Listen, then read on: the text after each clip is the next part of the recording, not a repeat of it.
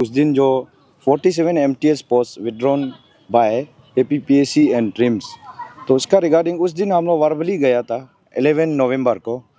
और हम उसी दिन में हम लोग ये डायरेक्टर का जो सजेशन से, ट्रिम्स का डायरेक्टर का सजेशन से हम लोग RTI भी किया था कि वो किस लिए किया, क्यों किया ना। उसके बाद वो अभी तक हम लोग का RTI का अपडेट अभी तक नहीं मिला। आज 3 डेज हो रहा है और आज हम लोग गया था फिर से।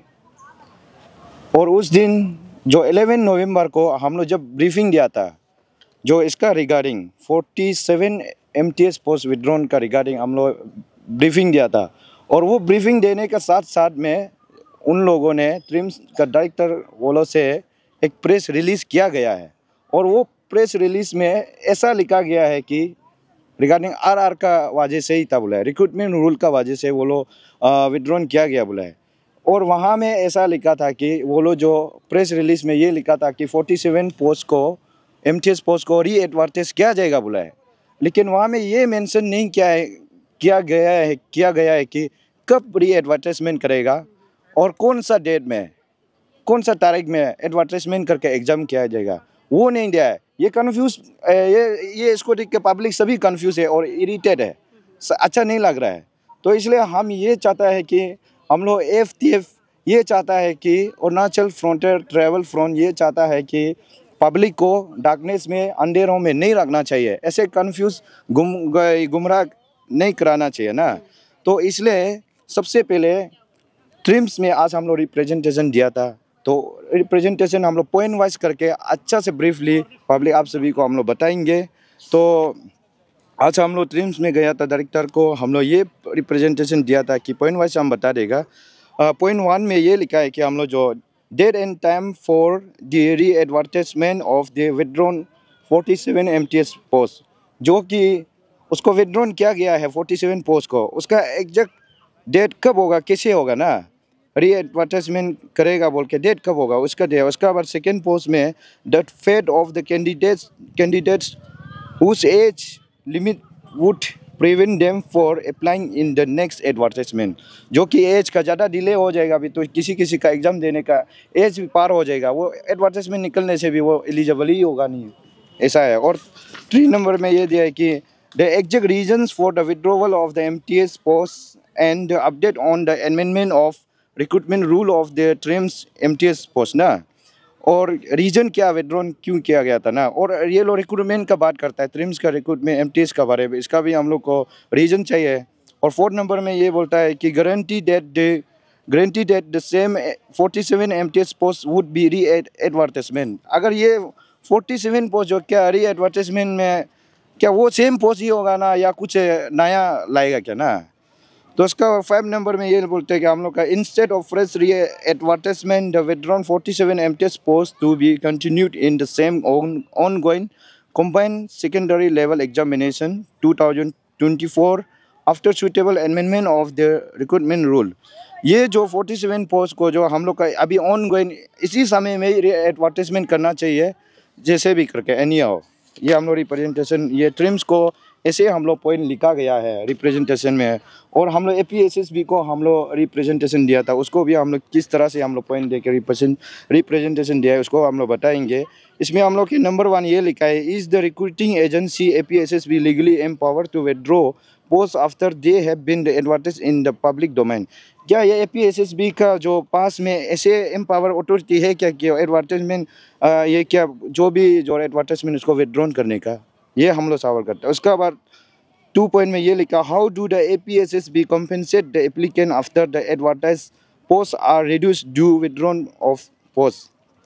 कैसे APSSB जो कंपनसेट करेगा कि ये एप्लीकेंट को री एडवर्टाइज करेगा बोल के ना। उसका बाद 3 पॉइंट में ये लिखा है कि the list of all the examinations where the post were reduce due to withdrawal of the post and also all the parameter consider while withdrawing the post. जितना भी जो एग्जामिनेशन लीज है उसको वो रिड्यूस किया गया है, वो हटाया गया है। तो इसको जो कैसे वो नापेगा, कैसे कंसीडर करेगा ना, किस प्रकार से वो लोग अभी करना है, हम लोग ये सवाल किया है। तो इसका बाद जितना भी एप्लीकेंट है जो कि एग्ज़ाम देने के लिए रेडी कर रहा है, और जो भी पब्लिक लोग से भी गवर्नमेंट से हम लोग ये अपील करता है कि आप अंधेरों में मत रखिए। और ये 47 पोस्ट कोई बाद में अगर डिले टिक करके बाद में 1-2 मंथ का बाद री एडवर्टाइजमेंट करेगा, क्या पता वो लोग ये रिसेंटली जो 47 MTS पोस्ट को ऑलरेडी अंदर से बिग भी जाएगा होगा, उसका फ्रेश से 47 पोस्ट निकल के वो लोग क्या भी जाएगा वो कौन पता।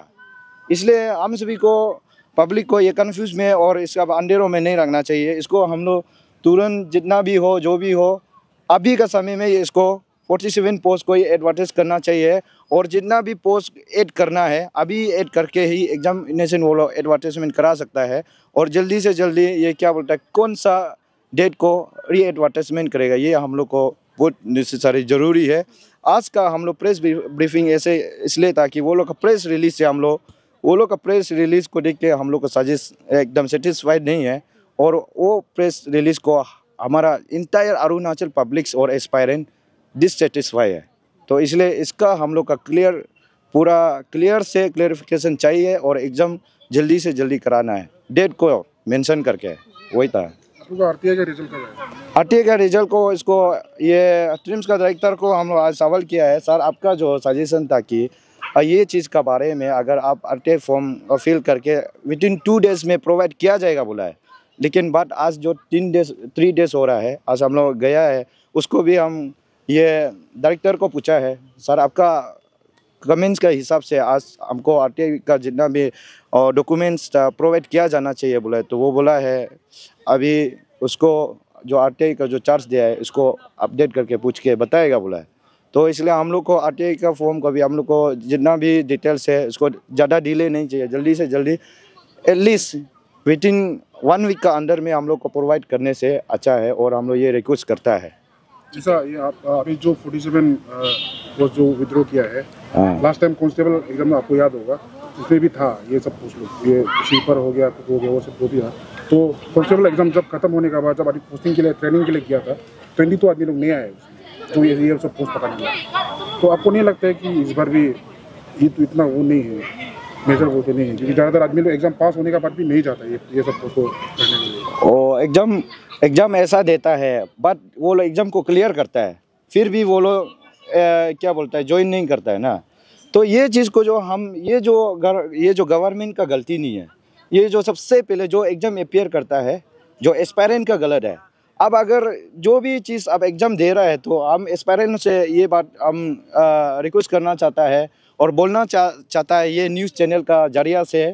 अब अगर जिस एग्ज़ाम को दे रहा है तो अब ये सोचना है कि हम ये एग्ज़ाम को दे रहा है तो क्लियर होने से हम अपॉइंटमेंट जिससे भी ज्वाइन करेगा।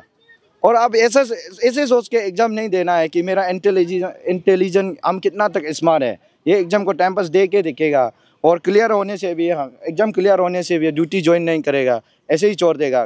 गलती से भी ऐसे सोच के मत कीजिए। और आप लोग का जो एस्पायरेंट ऐसा करता है आप सभी लोग का वजह से पोस्ट भी वैकेंट में जाता है।